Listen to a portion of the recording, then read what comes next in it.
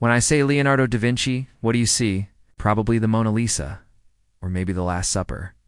But what if I told you that painting was just his hobby? In his secret notebooks, he wasn't drawing flowers. He was drawing machine guns. He was designing tanks. He was sketching helicopters. 400 years before the first airplane took flight, he was a vegan who bought birds in the market just to set them free.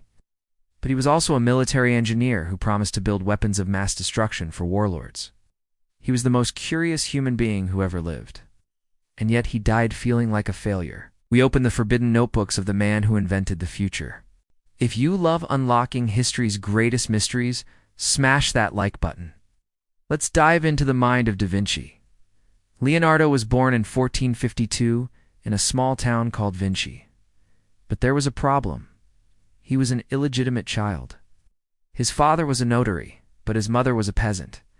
Because of this, he was banned from attending university. He wasn't allowed to learn Latin or Greek, the languages of the educated elite. Most people would have given up. Leonardo didn't. He called himself an unlettered man. Since he couldn't learn from books, he decided to learn from nature. He trusted his eyes more than any professor. He would stand for hours, watching the water flow in a river. He would watch birds fly to understand aerodynamics. He realized that nature is the ultimate machine. Quick question. Do you think schools today kill creativity or help it? Leonardo didn't go to school and he became a genius. Let me know your thoughts in the comments. To paint the human body perfectly, Leonardo needed to know what was underneath the skin.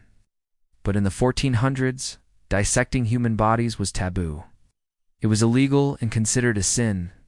Leonardo didn't care. In the dead of night, he would visit hospitals and graveyards. He dissected over 30 human corpses in his lifetime. Imagine the smell. No refrigeration. Working by candlelight with rotting bodies. But what he found was incredible. He was the first person to correctly draw the human spine. He discovered how the heart valves worked, something doctors wouldn't fully understand for another 400 years. He drew the fetus in the womb. It was beautiful and terrifying. He wrote all his findings in his notebooks using mirror writing. He wrote from right to left, backwards. Why was he hiding secrets? Or was he just a left-handed eccentric? Still don't know for sure. If you are enjoying this deep dive, please consider subscribing. We release videos about history's most fascinating minds every week. Leonardo needed money. And in Renaissance Italy, the best way to get money was war. He wrote a letter to the Duke of Milan.